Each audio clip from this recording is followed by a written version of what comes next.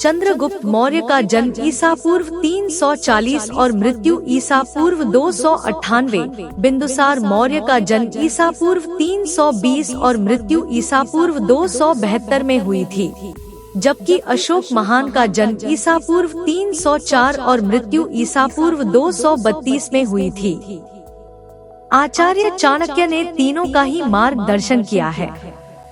चाणक्य का जन्म ईसा पूर्व 371 में हुआ था, जबकि उनकी मृत्यु ईसा पूर्व 283 में हुई थी। चाणक्य का उल्लेख मुद्रा राक्षस, बृहद कथाकोश, वायु पुराण, मत्स्य पुराण, विष्णु पुराण, बौद्ध ग्रंथ महावंश, जैन पुराण आदि में मिलता है। बृहद कथाकोश अनुसार चाणक्य की पत्नी का नाम यशोमती था। मुद्रा राक्षस के अनुसार चाणक्य का असली नाम विष्णुगुप्त था। भारत के राजनीतिक इतिहास में आचार्य चाणक्य का नाम स्वर्णिम अक्षरों में अंकित है। चाणक्य एक कुशल राजनीतिज्ञ ही नहीं, शिक्षक, धर्माचार्य, लेखक और अर्थशास्त्री भी थे। कहते हैं कि वात्स्यायन नाम से उन्होंने ही कामसूत्र लिखी थी। चाणक्य के पिता चनक ने उनका नाम कौटिल्य रखा था। चाणक्य के पिता चनक की मगध के राजा द्वारा राजद्रोह के अपराध में हत्या कर देने के बाद चाणक्य ने राज सैनिकों से बचने के लिए अपना नाम बदलकर विष्णुगुप्त रख लिया था। विष्णुगुप्त नाम से ही उन्होंने तक्षशिला के विद्यालय में अपनी पढ़ाई पूरी की। कौटिल्य नाम से भी विख्यात चाणक्य ने अर्थशास्त्र नाम का महान ग्रंथ लिखा है। विष्णुगुप्त तक्षशिला, वर्तमान में रावलपिंडी के पास, के निवासी थे। आचार्य चाणक्य द्वारा रचित अर्थशास्त्र एवं नीतिशास्त्र नामक ग्रंथों की गणना विश्व की महान कृतियों में की जाती है। चाणक्य नीति में वर्णित सूत्र का उपयोग आज भी राजनीति के मार्गदर्शक सिद्धांतों के रूप में किया जाता है। तक्षशिला में रहकर ही आचार्य चाणक्य ने सम्राट पुरु के साथ मिलकर मगध सम्राट धननंद के साम्राज्य पर अधिकार की लड़ाई लड़ी, राजनीतिक समर्थन जुटाया और अंत में धननंद के नाश के बाद आचार्य चाणक्य ने चंद्रगुप्त को मगध का सम्राट बनाया और खुद महामंत्री बने। मगध की राजधानी उस वक्त पाटलिपुत्र थी। चंद्रगुप्त के दरबार में ही मेगस्थनीज आया था, जिसने इंडिका नामक ग्रंथ लिखा। चाणक्य के कहने पर सिकंदर के सेनापति सेल्यूकस की बेटी हेलेना से चंद्रगुप्त ने विवाह किया था। उल्लेखनीय है कि गांधार के राजा आम्भी के साथ मिलकर सिकंदर ने राजा पुरु पर आक्रमण कर दिया था, लेकिन सिकंदर को इस युद्ध में हारना पड़ा था। पुरु को चाणक्य और चंद्रगुप्त का सहयोग प्राप्त था, इसलिए उसका मनोबल बढ़ा हुआ था। युद्ध में पुरु और उसकी सेना ने सिकंदर के छक्के छुड़ा दिए थे, लेकिन इतिहास में कुछ और ही पढ़ाया जाता है। 305 ईपू में चंद्रगुप्त का संघर्ष सिकंदर के सेनापति सेल्यूकस निकोटर से हुई, जिसमें चंद्रगुप्त की विजय हुई थी। खैर, आचार्य चाणक्य का जीवन बहुत ही रहस्यों से भरा हुआ है। चनक का कटा हुआ सिर राजधानी के चौराहे पर टांग दिया गया। पिता के कटे हुए सिर को देखकर चाणक्य की आंखों से आंसू टपक रहे थे। उस वक्त चाणक्य की आयु 14 वर्ष थी। रात के अंधेरे में उसने बांस पर टंगे अपने पिता के सिर को धीरे धीरे नीचे उतारा और एक कपड़े में लपेटा। अकेले पुत्र ने पिता का दाह संस्कार किया। तब कौटिल्य ने गंगा का जल हाथ में लेकर शपथ ली, हे गंगे, जब तक हत्यारे धनानंद से अपने पिता की हत्या का प्रतिशोध नहीं लूंगा, तब तक पकाई हुई कोई वस्तु नहीं खाऊंगा। जब तक महामात्य के रक्त से अपने बाल नहीं रंग लूंगा, तब तक यह शिखा खुली ही रखूंगा। मेरे पिता का तर्पण तभी पूर्ण होगा जब तक कि हत्यारे धनानंद का रक्त पिता की राख पर नहीं चढ़ेगा। हे यमराज, धनानंद का नाम तुम अपने लेखे से काट दो। उसकी मृत्यु का लेख अब मैं ही लिखूंगा।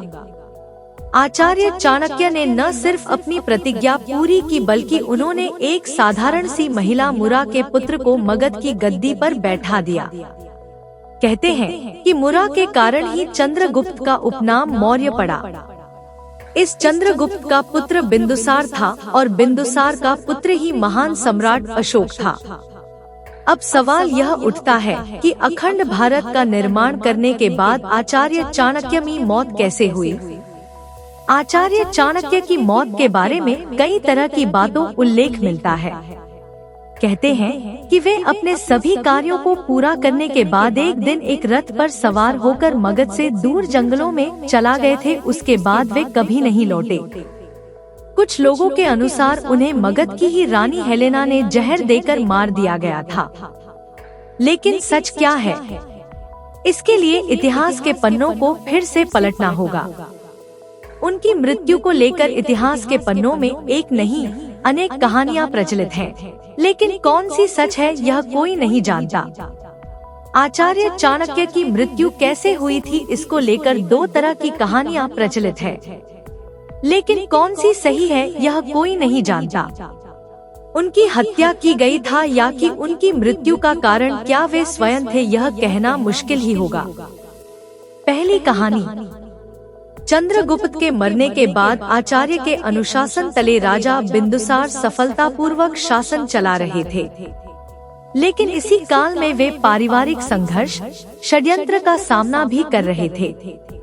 कहते हैं कि परिवार और राज दरबार के कुछ लोगों को आचार्य चाणक्य की राजा के प्रति इतनी करीबी पसंद नहीं थी। उनमें से एक नाम राजा बिंदुसार का मंत्री सुबंधु का था, जो कुछ भी करके आचार्य चाणक्य को राजा से दूर कर देना चाहता था। सुबंधु ने चाणक्य के विरुद्ध कई षड्यंत्र रचे।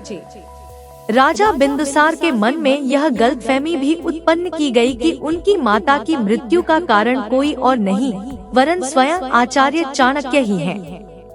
ऐसा करने में सुबंधु कुछ सफल भी हो गया।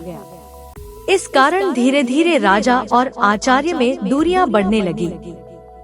यह दूरियां इतनी बढ़ गई कि आचार्य चाणक्य ने महल छोड़कर जाने का फैसला कर लिया और एक दिन वे चुपचाप महल से निकल गए। उनके जाने के बाद एक दाई ने राजा बिंदुसार को उनकी माता की माताजी का रहस्य बताया। उस दाई के अनुसार आचार्य सम्राट चंद्रगुप्त के खाने में रोजाना थोड़ा थोड़ा विष मिलाते थे, ताकि वे विष को ग्रहण करने के आदी हो जाएं, और यदि कभी शत्रु उन्हें विष का सेवन कराकर मारने की कोशिश भी करे तो उसका राजा पर कोई असर ना हो। लेकिन एक दिन वह विष मिलाया हुआ खाना गलती से राजा की पत्नी ग्रहण कर लेती है, जो उस समय गर्भवती थी। विष से पूरित खाना खाते ही उनकी तबीयत बिगड़ने लगती है, और जब आचार्य को इस बात का पता चला तो वे तुरंत रानी के गर्भ को काटकर उसमें से शिशु को बाहर निकाल लेते हैं और इस तरह राजा के वंश की रक्षा करते हैं। दाई आगे कहती है कि यदि चाणक्य ऐसा नहीं करते तो आज आप मगध के राजा नहीं होते। जब राजा बिंदुसार को दाई से यह सत्य पता चला तो उन्होंने आचार्य के सिर पर लगा दाग हटाने के लिए उन्हें महल में वापस लौटने को कहा, लेकिन आचार्य ने इनकार कर दिया। उन्होंने ताम्र उपवास करने की ठान ली और अंत में प्राण त्याग दिए।